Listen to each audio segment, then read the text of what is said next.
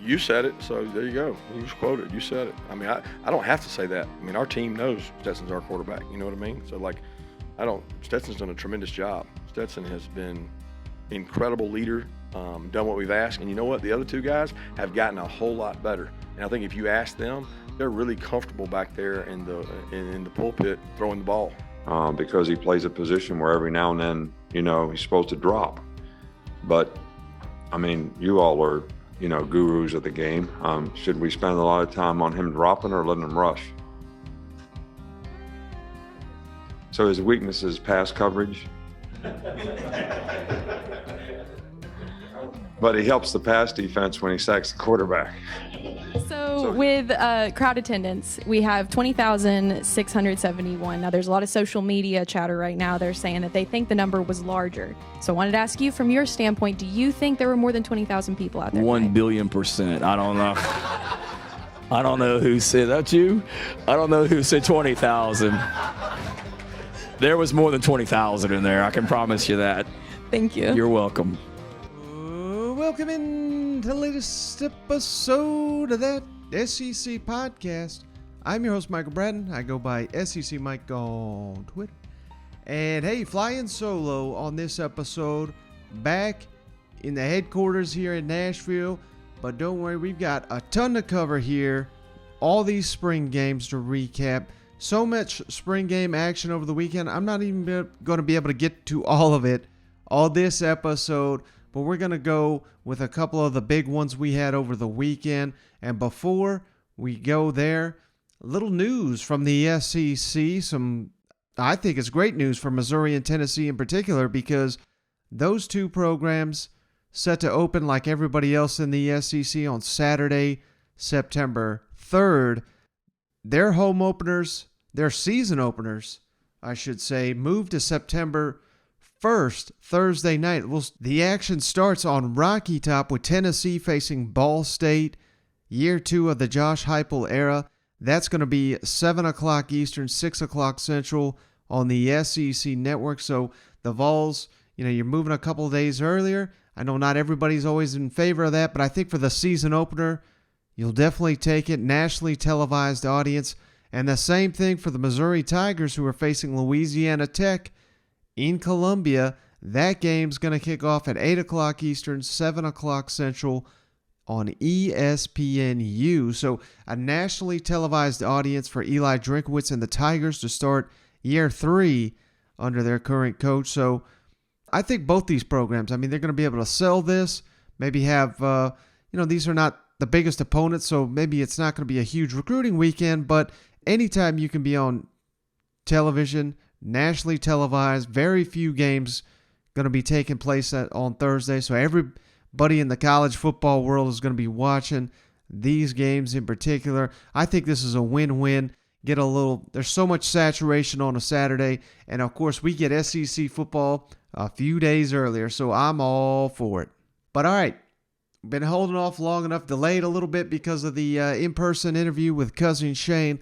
Let's kick it over to our coverage of some SEC spring football action. All right, so the first spring game we got to talk about, of course, the Florida Gators, who concluded spring on a Thursday night down there in Gainesville after moving the spring game from a Saturday to a Thursday. That's been well documented, and it turned out to be a heck of a decision by Billy Napier and company. If you missed it, the announced attendance, 35,000, and it was a strong crowd there in the swamp to see the action between the orange and the blue. And all eyes on Anthony Richardson. How would he look, entering the spring, not even at 100%. He certainly looked like it here in the spring game, and far and away, in my eyes, and I think just about anybody that watched the spring game, there's a huge, huge step between Jack Miller, who showcased his skill in this game, the Ohio State transfer who's got, I believe, 4 years of eligibility remaining down there in Gainesville. But it's a huge step going from Jack Miller to Anthony Richardson. The first 3 drives Anthony Richardson had in the spring game, the offense scored a touchdown.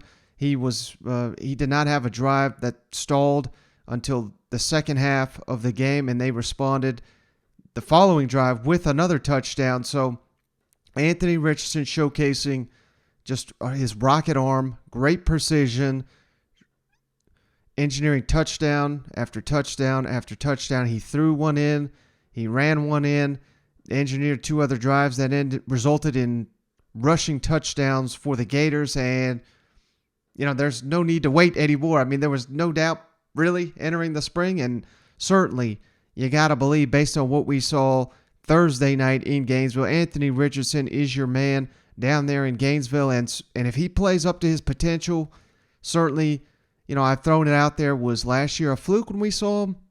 It didn't look like it there on Thursday night in the spring game. So if he can live up to that massive potential, Florida, certainly one of the biggest wild cards in the SEC. And, while the expectations from the fans are off the charts, and, everything we put out this offseason, fans eat it up.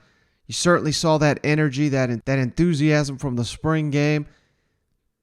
Over-under win total of 7. That's something been well documented. I go under on. I'm still kind of leaning that way with just the uncertainty surrounding the roster, but it would not be a surprise if, this team rallies behind Anthony Richardson. They've got some good running backs. It looks like the defense is going to take a significant step up this season in Gainesville. Would not be surprised at all if Florida makes a huge jump this season. And again, I continue to say 2 through 4, maybe even 5 if Missouri takes a step up. You could put those teams in any order, and I wouldn't argue with you. And that includes the Florida Gators coming right out the gate, being number 2 in the SEC East this season under Billy Napier, which would set up just one hell of a showdown for years to come between them Dogs and them Gators there in the SEC East. But, going back to Jack Miller, looked a lot of inaccurate balls, a lot of passes got away from him. It was his second drive of the game, threw into triple coverage, got intercepted in the red zone. Just cannot have that. But, he's such a young player. Like I said, multiple years of eligibility remaining. But it was great to see the fact that Anthony Richardson didn't have those mistakes, because this is his first year in the system too. And again, Miller's got potential, but no discussion of him being involved in the starting quarterback battle, I would not think, after what we saw there on Thursday.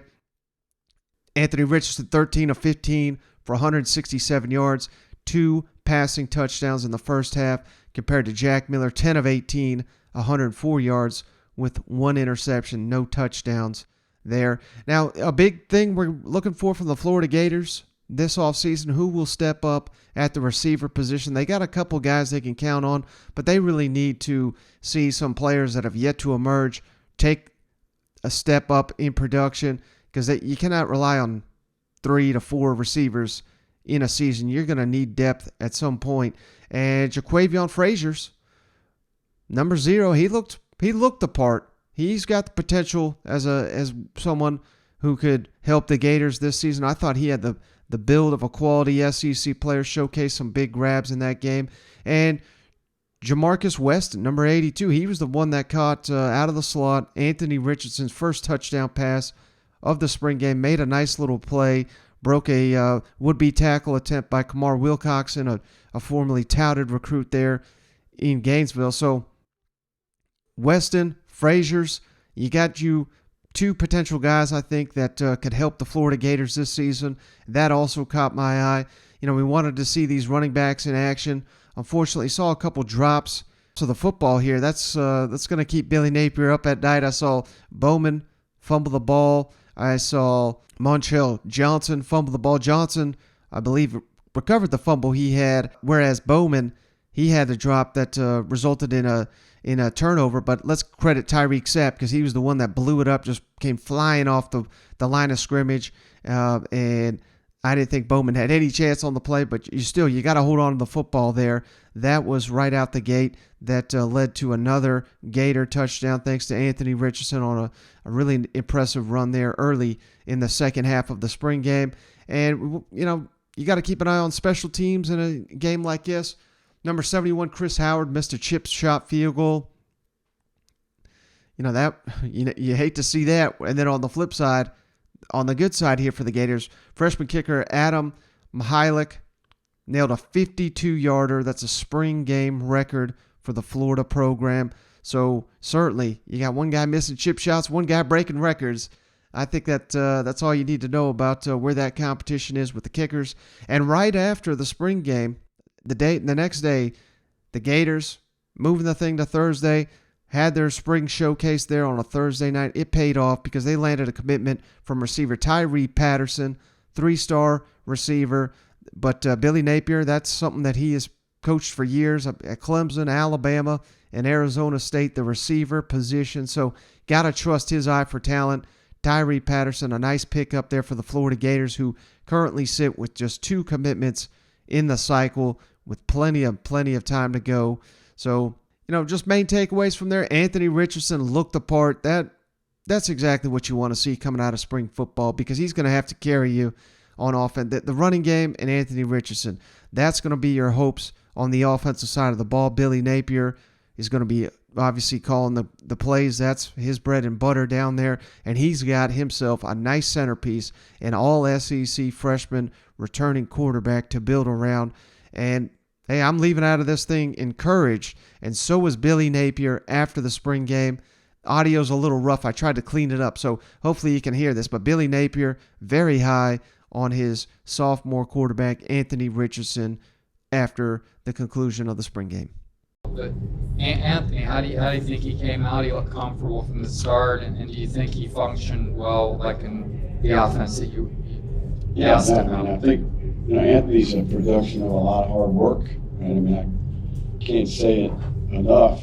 His approach has been first class, right? I mean, I think when I think about a quarterback, right, we think about a person who represents everything the organization is about, right? Certainly at the highest level of football, the quarterback is the face of the organization. They set the greatest example. Their work ethic, their attention to detail, their self-discipline, their approach. So he's a product of his work. He's learned a new system. Standing behind him out there, it wasn't too big for him. He communicated well, and the ball went where it was supposed to go. He was accurate, and the players around him played well, right? The pocket was clean. The guys made play on the ball, and it's a good day. And I think to win, you need good quarterback play, right? You need good quarterback efficiency, and certainly he played well. Moving to the Saturday action, we got to start with the defending national champion, the Georgia Bulldogs. And, man, what a sight this was. If you're a Bulldog fan, you get you a championship ring. We'll throw those up on the YouTube screen if you haven't seen it. I mean, just an incredible diamond-crusted thing. I think it's got like 40-something diamonds. It's got, of course, got the college football playoff trophy front and center. It's got your national championship winning score over Alabama on that bad boy. So, man, Georgia fans have been waiting a long time for one of these. So soak it up. Enjoy the offseason of being the champs. And just, any time and every time you're going to have an opportunity to celebrate the fact that the Bulldogs are on top of the college football mountain. That's what they're going to do, and that's what they did this weekend in Athens. And, of course, we cannot talk about the Georgia Bulldogs without getting into this quarterback. What most people don't think is a controversy, I don't think is a controversy either at this point in time. But Stetson Bennett certainly looked good. He looked, he had a lot of great touch on his throws like he has in the past. But, with Carson Beck, who certainly looks like he's cemented himself as the only legit option, I think, under Stetson Bennett. I know Brock Vandergrift's getting a ton of hype this spring, but Carson Beck looked to be on a different level this season. And, I've seen some people argue Carson Beck looked even better than Stetson. I wouldn't go that far. Just listen to Kirby's comments. We'll play him here in a minute, but Stetson Bennett is going to be your starting quarterback in Athens. Unless, God forbid, he gets injured during training camp or anything. But while no one is going to be hoping for that, I think we're in a different place here in Athens with Carson Beck. Very, very quality backup. I know he doesn't quite have the experience, but he's got the arm. Showcase that on Saturday, building on just his offseason growth. And like I said, I mean, what you may be lacking in Stetson Bennett in arm strength, you get all that in Carson. Of course, Stetson's got the experience. He's your national champion. He got a little bit more mobility with his legs. So no problem showcasing that talent. He's already getting a rapport going with Arik Gilbert, who had 2 touchdowns in the spring game. And it's pretty wild that Gilbert, I don't want to say he's out of shape because, hell, I can't say that as considering how out of shape I am, but he looked a little thick, yet the fact that he was out here scoring multiple touchdowns in this G-Day game just gives you a window, in case you didn't know already, what an incredible, incredible talent he is. And, you know, the more he gets into shape, the better he's going to perform for the Georgia Bulldogs. He's got several months to get there. And, you know, it's taken a while for him to get on the field in Athens, but it looks like that hard work has paid off, and it's just going to give Georgia, who's already got a ridiculous amount of talent at that tight end position. Brock Bowers, Darnell Washington didn't play, but behind Gilbert, Oscar Delp, the true freshman, he looked the part. He looked like a little mini Bowers out there making plays after the catch. He showed some toughness, caught one over the middle, took a big hit, held on to the ball. So it looks like Georgia's getting another good one in Oscar Delp. The rich get richer, no doubt, there in Athens. I thought DeJuan Edwards, the running back, junior running back, you know, I've not seen much of him in action. He scored 2 touchdowns in the spring game. He looked like a really quality player. He looked like the best running back out there, I thought, at least in the spring game for the Georgia Bulldogs. I know Milton made some plays, scored a nice touchdown on a wheel route from Stetson Bennett, but hey, it looks like Georgia's got them another running back to get back there into what should be another loaded backfield. Todd Monken loves to utilize these running backs, and Edwards looks like the next guy in line to have a breakout season for the Georgia Bulldogs. And I thought, you know, one guy that been hearing quite a bit about this spring, Don Blaylock. Someone's got to step up on the outside of A.D. Mitchell. And, you know, based on what I'm hearing, based on what we saw on Saturday, I think Don Blaylock is going to be one of your starting receivers for the Georgia Bulldogs. He looked the part for the defending national champions. And, you know, interestingly, after last season, the defense dominating, I thought the offense overall dominated this thing, and that's kind of what you want.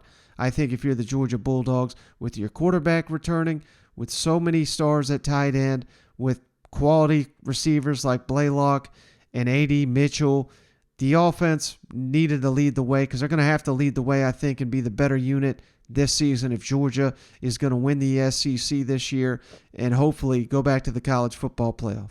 I thought those guys did a good job. I mean, when you put them in a situation where it's a pass-happy type environment, it changes the D-line's demeanor, right? So there's no real run game to slow guys down, and everybody's pinning their ears back. You have two 2-minute situations, which are actually 3 minutes, but it was a 3-minute, 2-minute, and then another 3-minute, 2-minute, and you're up-tempo going. You know, that makes sometimes for tougher passing situations. But I really thought those guys made some plays. Standing back there with them, they stood in the pocket, made good decisions with the ball. Made some vertical plays down the field, you know, and our style is, hey, we're gonna take shots. Well, it really wasn't a shot type day because it wasn't a play action type day. It was a drop back pass type day, and those guys executed well and made some plays. They really all three got so much better during the spring. I mean, just the growth within the offense. See so much promise in each one of them. You said it, so there you go. You just quoted. You said it. I mean, I don't have to say that. I mean, our team knows Stetson's our quarterback. You know what I mean? So, like, Stetson's done a tremendous job. Stetson has been incredible leader, done what we've asked. And you know what? The other two guys have gotten a whole lot better. And I think if you ask them, they're really comfortable back there in the pulpit throwing the ball. And I saw it today with both of them. They both have really good arm talent and done a great job. So Stetson knows where he stands on our team. It was really cool. I have not gotten my ring yet, but I was really proud of those guys. You know, getting to see them there today, and the ovation they got means so much. I mean, those guys have given so much to this program, and there's a lot of guys. There's 5-year, 6-year, 3-year guys. I mean, there's like it's a random group when it comes to the number of years served here. It's not like they're all one class. They all came in across really 3 years. And they've changed the culture, the work ethic, and you know there's a lot of guys before them that didn't get a ring that were out there today too. that they were part of that same success. Some of that ring is theirs, and I think the guys that got the rings would be the first to admit that. Now, next on the docket here, Alabama. Now, the weather conditions maybe made it a lot more difficult for the offense to execute, because on the exact opposite of Georgia, I thought the defense was almost dominant at the A-Day spring game. And going back to the weather, man, the fans did not show out.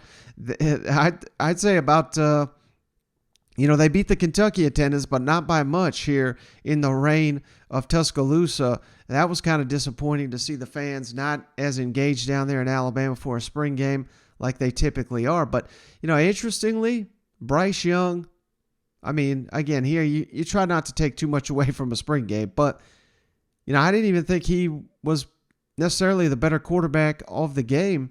And maybe that says more about Jalen Milroe, just the steps he's taken this offseason, because he looked like a tremendous, tremendous player. And here we were last season not having much confidence behind Bryce Young. I think we got that now in Milroe, and even the true freshman Ty Simpson, who was making a ton of plays with his legs, showed off some arm talent. But the big issue that plagued Alabama's offense last season still looks to be a huge concern. We still got to credit the defense, but the offensive line, I didn't think looked like anywhere where they needed to be here in Alabama. I know we got the Vanderbilt transfer Sheen coming in. Hopefully he's a starting player for you and a tackle, no doubt, because this was basically the Will Anderson scrimmage.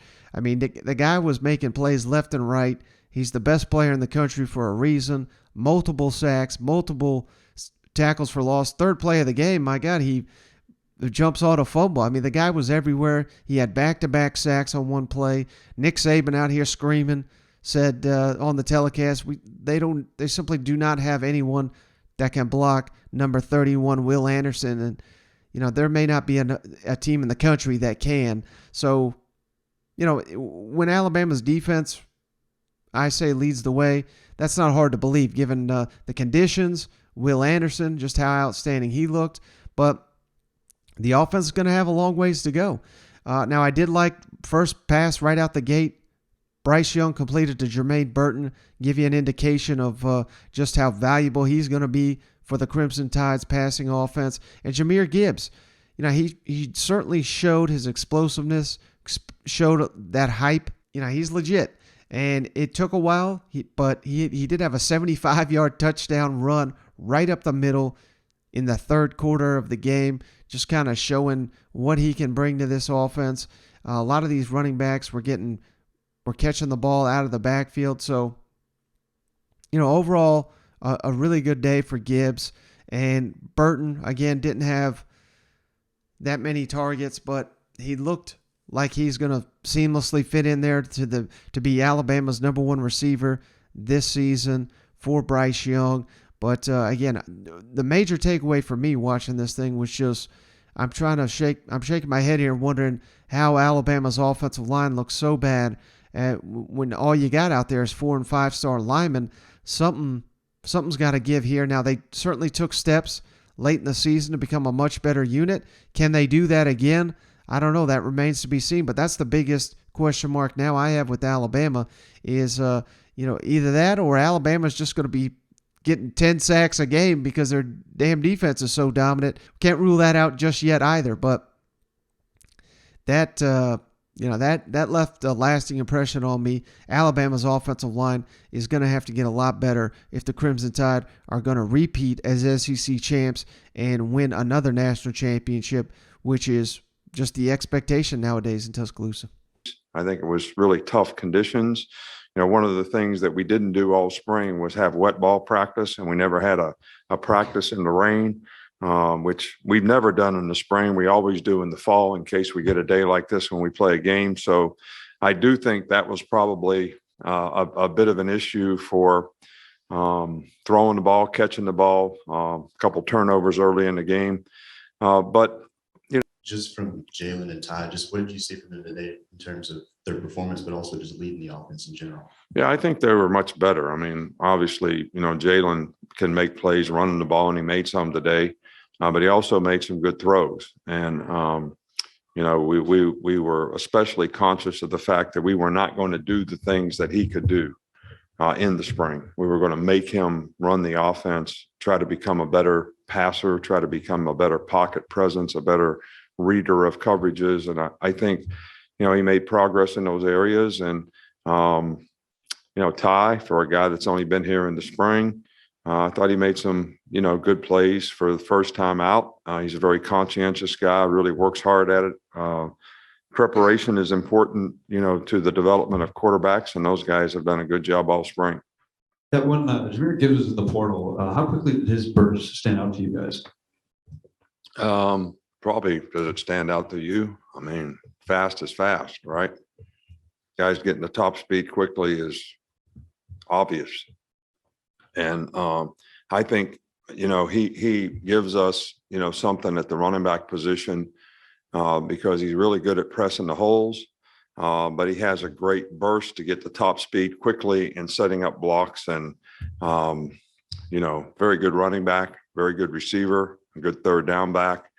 So very good addition. Coach Will Anderson, obviously one of the most dominant players in the country last year, comes back. How much did he improve this spring, and just how excited are you to get to watch him play this fall? Yeah, he did well. Will's a great competitor. So in every situation that he's in, whether it's practice, regardless of what it is, he all gives 100%. Sets a great example for the other guys on the team. He's a really good leader. I think his knowledge of the defense and the things that we're going to ask him to do, he did very well last year, and hopefully we can, continue to make progress in a lot of areas. But, somebody asked me the other day, what's Will's weakness? And I said, well, he's got to learn more about pass coverage because he plays a position where every now and then, he's supposed to drop. But, I mean, you all are, gurus of the game. Should we spend a lot of time on him dropping or letting him rush? So his weakness is pass coverage. But he helps the pass defense when he sacks the quarterback. Next, let's kick it on down to Columbia, where, man, quite the setting down there for the Gamecocks in Shane Beamer's second season, roaming the sidelines for the South Carolina Gamecocks. And the major takeaway, everybody wanted to see Spencer Rattler. I think, if you're being honest, he's everything I said he was. He is a major, major upgrade for you. But at the same time, again, we're not trying to make too many takeaways from a spring game, but I think if you're being honest with yourself, you saw far from a Heisman candidate in this offense. And maybe that's more of a question of Marcus Satterfield and the weapons that Spencer Rattler has to work with. And maybe it's just, he's just a couple weeks into the system. But major upgrade, but let's pump the brakes on all the Heisman talk. You won 7 games without him. The goal should be winning 8, 9, possibly 10 games this season. And based on what he showed, I mean, he has got the arm talent to potentially get you there. So that was kind of the big thing that I think I along with everybody else, wanted to see is how does Spencer Rattler look? Does his arm live up to the hype? And it certainly did. And the other guy that's living up to the spring hype, someone we've talked a lot about on this show, Marshawn Lloyd. Big time 4th down conversion, just juking guys out of his shoe. Beamer said on the broadcast, Lloyd was not 100% last season. I think that was evident if you watched him play, but they think they got that 100% Marshawn Lloyd now to go with a Christian Beal-Smith, who was a solid running back for Wake Forest. And, maybe the biggest takeaway from the South Carolina spring game, Juju McDowell. I mean, he looks like one hell of a third running back for you, and that's before you even get to Rashad Amos and Lavoisier Carroll. I mean, South Carolina could potentially be loaded at the running back position based on what we saw from Marshawn Lloyd and Juju McDowell and Christian Beal-Smith here in the Garnet and Black spring game here. I also thought, we didn't get a ton of them, but the true freshman quarterback, Braden Davis, I thought he looked very solid. Not to say that he's anywhere near ready to compete in the SEC, but I think he got something promising in the true freshman. And whenever Spencer Rattler leaves, Luke Doty, maybe that next guy, but I think Davis has got a bright future in Columbia. At least that was just my initial read on what we saw from the young freshman. I thought the James Madison transfer, Juice Wells, number 3, he looked like one of the better receivers on the field. He certainly passed the eye test. And Chad Tyrell, how about Chad Tyrell? Didn't play much last year. I don't think he played at all last year, they said. Converted receiver to a tight end, made a big touchdown in the game. That's going to be something to watch. Mitch Jeter, competing for the starting kicker job, nailed a 47-yard field goal. He looked like he may be your next starting kicker there, replacing the great Parker White, who's, of course, the all-time leading scorer in South Carolina Gamecocks history. And if you missed the game, it was a little bit of game action mixed in with drills, so it was not your typical spring game, but those were my major takeaways from the South Carolina spring game. Overall, you can see that the biggest thing, I guess, was just the energy, the enthusiasm, this fan base, because like I said, at Alabama, they didn't show up. Some of these others, they didn't show up. But at South Carolina, they sure as hell did. They're fired up for the future there in Columbia. But they're going to have to do it without 4 players because Monday, after the spring came to conclusion, we had E.J. Jenkins and Eric Shaw, both tight ends, as well as defensive lineman Devonta Davis and Jakeem Green enter the NCAA transfer portal, which, not a big surprise. This is what's going to happen around not only the SEC but college football. Got to get into that portal by May 1.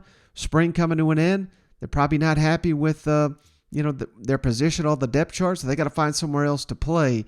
But I just wanted to make that note that I would imagine South Carolina's going to be making some additions, but they lost 4 players here to the transfer portal on Monday, exiting the spring.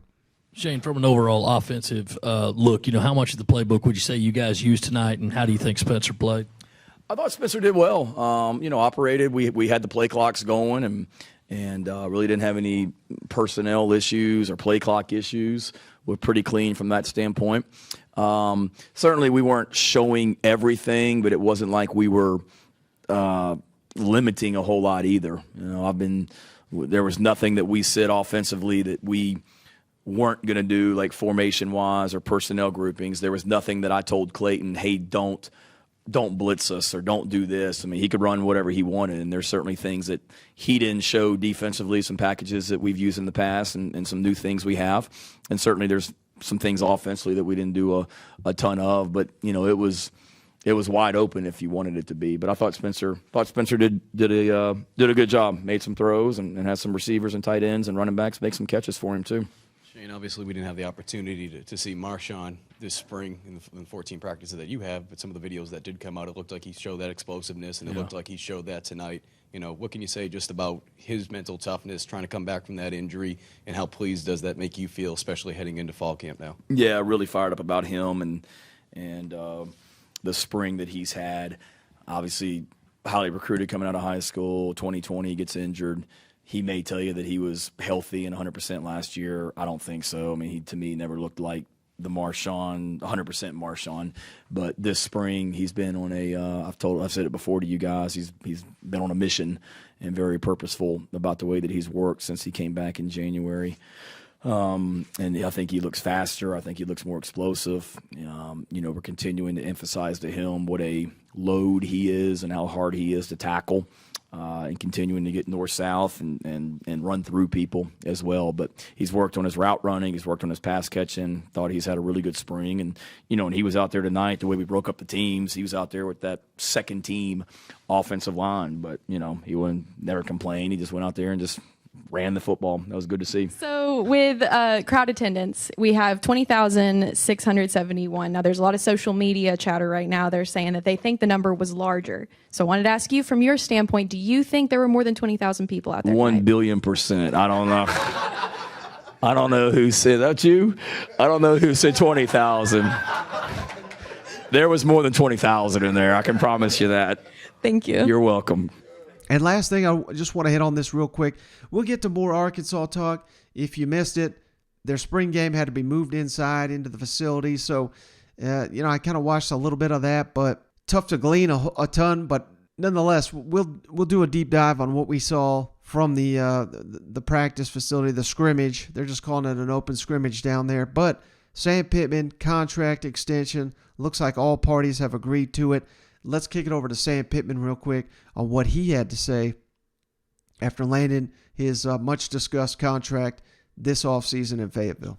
There's some chatter that you're getting really, really close to your contract deal, and like the terms of it could be something pretty interesting. Any thoughts that you could give us there about how close you're getting and how you feel about it? Well, I mean, I've agreed to what they've offered, and they agreed that when I agreed.